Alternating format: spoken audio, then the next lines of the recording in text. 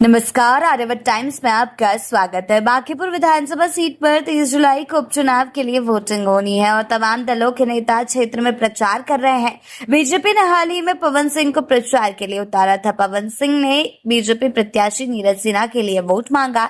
इस बीच जनसुराज के सूत्रधार और बांकीपुर से प्रत्याशी प्रशांत किशोर ने पवन सिंह पर बयान देते हुए चुटकी ली है। प्रशांत किशोर का एक वीडियो सोशल मीडिया पर खूब शेयर हो रहा है, जिसमें वो पवन सिंह को लेकर बोल रहे हैं। बांकीपुर के लोगों को संबोधित करते हुए कह रहे हैं, दारू बटेगा, दारू मत पीना भाई, वो पवन सिंह के लिए छोड़ दो। पैसा बटेगा तो पैसा लेना है, शराबबंदी है, पवन जी का काम कैसे चल रहा है। प्रशांत किशोर आगे कहते हैं, कल देखे पवन सिंह डांस कर रहे थे और लोग नाच रहे थे। हमने पूछा कि अरे भाई, बिहार में तो शराबबंदी है, पवन जी का काम कैसे चल रहा है। ये तो 12 बजे सोकर उठते हैं। तो भाई नाच गाना देखिए, मुर्गा भात खाइए, मोटरसाइकिल में तेल भरवाइए। बीजेपी लूटा है, पैसे की कमी नहीं है।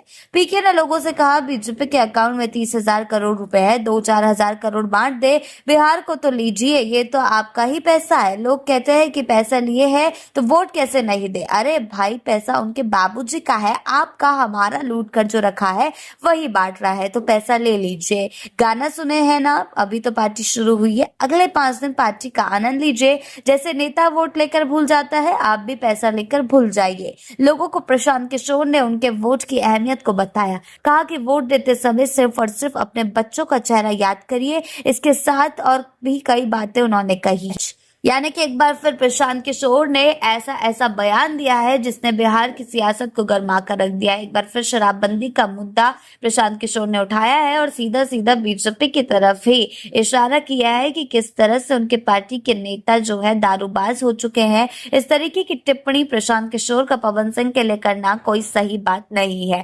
राजनीति में भाषा की मर्यादा का होना बेहद जरूरी है। अगर भाषा की मर्यादा विहीन हो जाए तो राजनीति जो है उसका स्तर गिर जाता है। और प्रशांत किशोर भी कुछ यूं ही करते हुए नजर आ रहे हैं। कहीं प्रशांत किशोर की ये भाषा उन पर महंगी ना पड़ जाए, ये आने वाला वक्त ही तय करेगा कि क्या नेताओं की भाषा उनके करियर पर, उनके राजनीतिक विरासत पर रोक लगा सकती है। क्या जनता राजनीतिक भाषा को इतना मायना देती है कि वो किसी से भी उसका पद छीन सकती है, क्योंकि राजनीति में भाषा का प्रयोग बेहद अहम है। और इस तरीके से आप बिना किसी सबूत के किसी को दारूबाज कहेंगे तो ये आपको कहीं ना कहीं महंगा पड़ता नजर आ सकता है। और प्रशांत किशोर के साथ भी अब कुछ यूं ही होता हुआ दिखाई पड़ रहा है। 30,000 करोड़ रुपए बीजेपी के अकाउंट में है, इस बात का सबूत अब प्रशांत किशोर को देना होगा अगर बीजेपी ने इस बयान के खिलाफ एक्शन ले लिया, क्योंकि आप मनगढ़ंत बातें करके जनता को प्रभावित नहीं कर सकते हो, जनता को बेवकूफ नहीं बना सकते हो।